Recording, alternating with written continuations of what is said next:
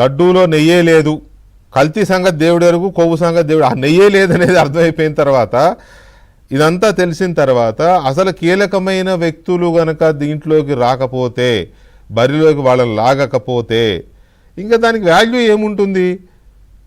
ప్రతి కేసులోనూ అంతే, ప్రతి కేసులోనూ దర్యాప్తు అంటారు, ఎవరెవరో తీసుకొస్తారు, అంతే గప్చుప్ అన్నట్టు అయిపోతుంది. అక్కడ అసలు వాళ్ళు రావట్లేదు తెర మీదకి. సో దీని మీద ఏం చెప్తారు కిరణ్? ఎందుకంటే నేను నిన్న ఈ ప్రశ్న గట్టిగా ఆడ కారణం ఒకటి ఉంది. ఇది జరిగిన తర్వాత కనకదుర్గ గుడిలో జనసేన పవన్ కళ్యాణ్ గారు వెళ్ళి మెట్లు గడిగితే మొన్న పేరి నాని గారు ఎగతాళిగా మాట్లాడాడు. ఇప్పుడే మెట్లు గడుగుతావు, ఇప్పుడెక్కడ రోడ్లు గడుగుతావు అని ఇష్టం వచ్చినట్టు మాట్లాడాడు. కొయ్యాలన్నాడు, వంకాయలాగా చీరాలన్నాడు. మీరేం చెప్తారు దానికి ఇప్పుడు? సార్, ఒకటి, మెట్లు కడగడం అనేది తప్పు కాదు. తప్పని కాదులే, తప్పని ఎవరంటారు? ఎటకారంగా ఎగతాళి చేసి వైసీపీలు మాట్లాడుతున్నారు.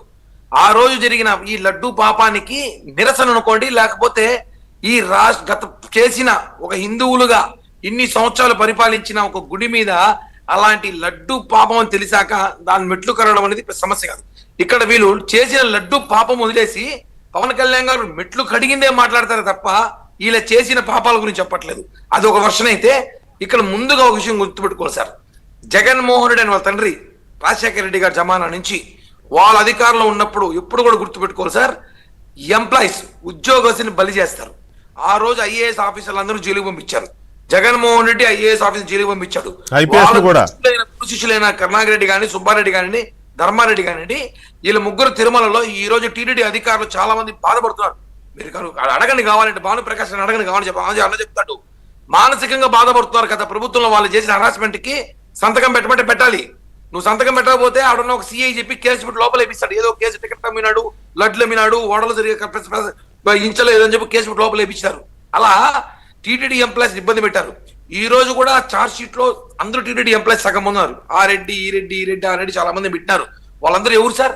ధర్మారెడ్డి, కరుణాకర్ రెడ్డి, సుబ్బారెడ్డి హయాంలో పనిచేసిన ఉద్యోగస్తులు. పాపం జీతానికి పనిచేసే ఉద్యోగస్తుల్ని మీరు కోట్లు కొట్టేసి వాళ్ళకి వందలు ఇచ్చేసి, నేను చూసుకుంటా, ఏం కాదులే, మళ్ళీ మేమే 10 ఏళ్ళు ఉంటాం, నువ్వు రిటైర్డ్ ఎవరికి నేనే ఉంటా, నేనే ఈవో, ఆయనే చైర్మన్, ఆయనే ముఖ్యమంత్రి అని వీళ్ళు వాళ్ళని హిప్నాటిజం చేసి వాళ్ళ దగ్గర సంతకాలు పెట్టించి వాళ్ళ పర్మిషన్ లేకుండా, ధర్మారెడ్డి పర్మిషన్, ఇంకోటి పర్మిషన్ లేకుండా 63 లక్షల కేజీలు నెయ్యి ఎలా తిరుమలకు పోతుంది?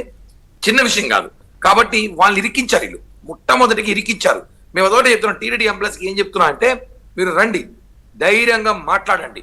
ఆ రోజు ధర్మారెడ్డే చేయించాడు, కరుణాకర్ రెడ్డి చేయించాడు, సుబ్బారెడ్డి చెప్తే చేశాము, మేము ఎందుకు చేశాము చెప్పాల్సిన అవసరం అయితే సిట్ దగ్గర ఉంది, సిబిఐకి ఉంది, ప్రజలకు కూడా ఉంది. ఇప్పుడు ఎవరెవరికి సంబంధాలు ఉన్నాయి?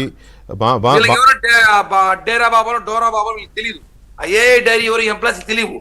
వీళ్ళు కమిట్మెంట్ అయ్యి, వీళ్ళు అగ్రిమెంట్ అయ్యి, వీళ్ళు డీల్ మాట్లాడుకున్నాక వాళ్ళు ఫోన్ చేసి చెప్తారు ఒకేసారి, పలానా ట్యాంక్ వస్తుంది, గీ లోడ్ చేసుకో.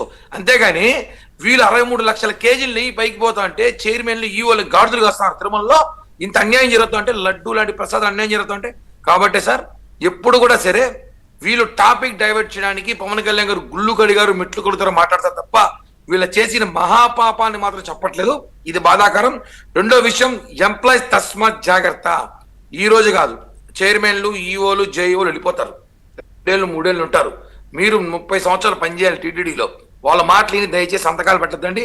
వాళ్ళ మాటలేని మీరు దేవుడికి అన్యాయం చేయొద్దని చెప్పి కూడా తెలియజేస్తున్నారు సార్. రైట్. భానుప్రకాష్ రెడ్డి గారు, ఇక్కడ సరే ఎవరికి ప్రమేయం ఉంది, ఎవరికి ప్రమేయం లేదు, ఎవరు పాపం చేశారు, ఇదంతా మనకు తెలియదు. సిట్టుకు తెలవాలి, చేసిన వాళ్ళకి తెలియాలి, భగవంతుడికి తెలియాలి. రైట్. కాకపోతే నా పాయింట్ ఏంటంటే, అప్పుడు ఈ ఏవైతే నిర్ణయాలు మారిన ఈ సందర్భంలో ఈఓగా అనిల్ కుమార్ సింఘాల్ గారు ఉన్నారు.